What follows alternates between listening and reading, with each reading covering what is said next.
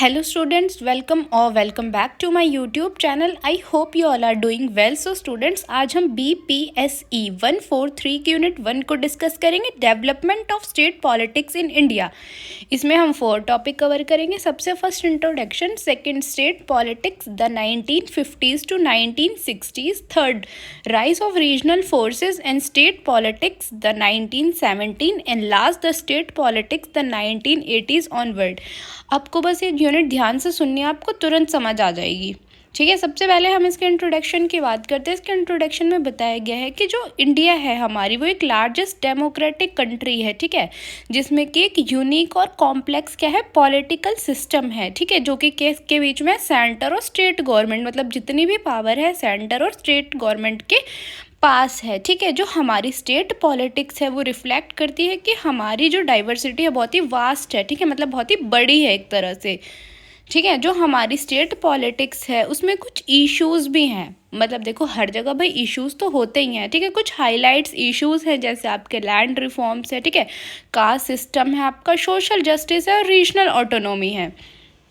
Next topic है state politics the 1950s to 1960। देखो भाई, हमारी एक न्यूली डेमोक्रेटिक कंट्री है। ठीक है, जो कि किसमें कन्वर्ट हुई थी, डेमोक्रेटिक फेडरल सिस्टम में, जिसमें कि सारी पावर हमारी सेंटर गवर्नमेंट और स्टेट गवर्नमेंट के पास थी। ठीक है, जैसे हमारी कंट्री डेमोक्रेटिक हुई तो उसके बाद सबसे पहले हमारी जो कांग्रेस पार्टी थी उसने क्या किया था, उसका डोमिनेंस था एक तरह से। मतलब चुना तो वो लोगों ने ही था, पर क्या था कि उसने बहुत साल हम पे राज किया था। ठीक है, कि मतलब एक तरह से उनको इतना कॉन्फिडेंस हो गया था कि भाई अब तो हम सब उसमें आ गए हैं पावर में, तो अब हमें क्या है, कोई नहीं हटा सकता। ठीक है, वो सिर्फ क्या करती थी कि भाई अपनी ही चलाती थी, जैसे उसने बोल दिया वैसे ही करती थी।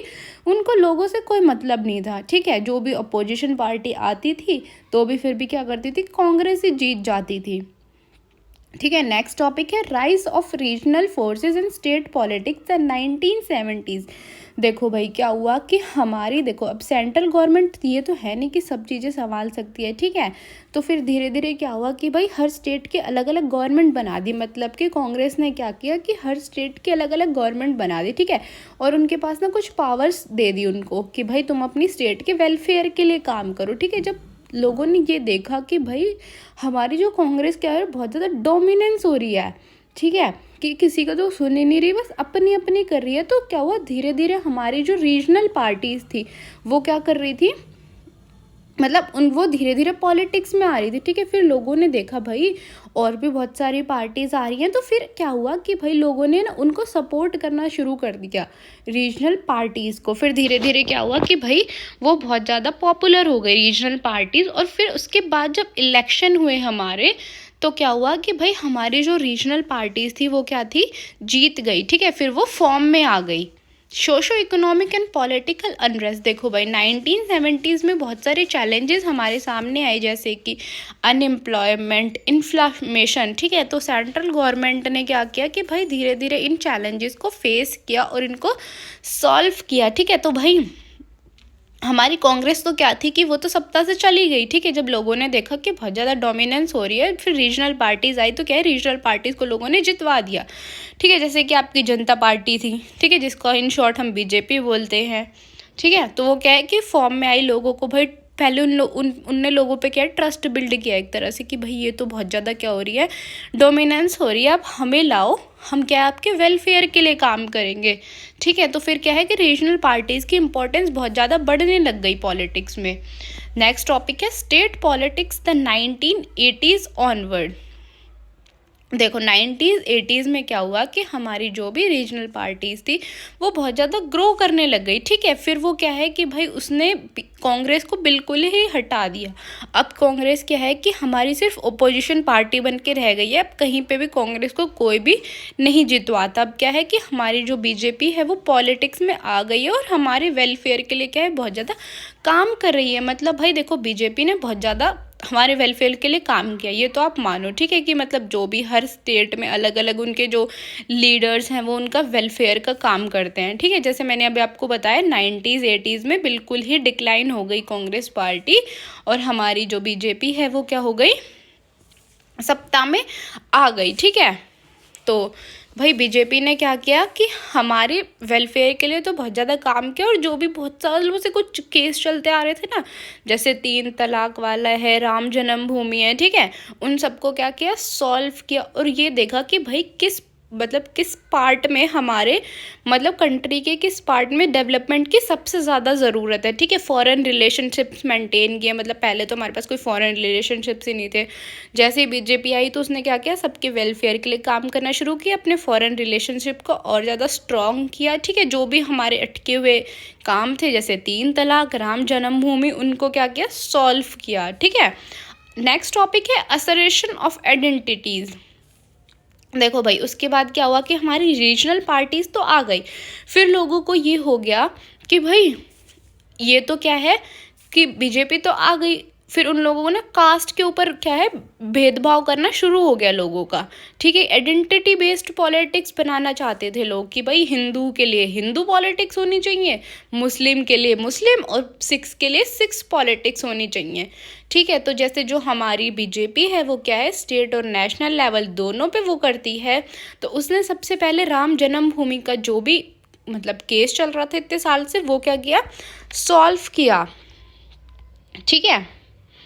जो कि सबसे ज़्यादा पॉपुलर हुई थी उत्तर प्रदेश में, गुजरात में और मध्य प्रदेश में, ठीक है। जो हमारी मुस्लिम्स आइडेंटिटी पॉलिटिक्स थी, वो चाहते थे कि भाई हमारे जो भी मुस्लिम लीडर्स हैं, हमारी एक अलग से पॉलिटिक्स बना के हमें एक अलग जगह दो तुम रहने की, ठीक है। क्या है कि इंडिया को 2 हिस्सों में डिवाइड कर दो, ठीक है। और जो हमारे सिक्स थे और जो हमारा खालिस्तानी मूवमेंट था, वो चाहते थे कि भाई हमारी पंजाब गवर्नमेंट आए, कि हमें एक सिक्स स्टेट अलग चाहिए, ठीक है, कि आप हमें अलग जगह दो, वहाँ पे हम अपनी अलग गवर्नमेंट बनाएंगे और हम अपने हिसाब से क्या है उसको चलाएंगे उस देश को, ठीक है। नेक्स्ट टॉपिक है इम्पैक्ट ऑफ ग्लोबलाइजेशन। देखो भाई, जब से ग्लोबलाइजेशन आया तो हमारी इकोनॉमिक ग्रोथ कैसी हो गई है, बहुत ज़्यादा हाई हो गई है, ठीक है।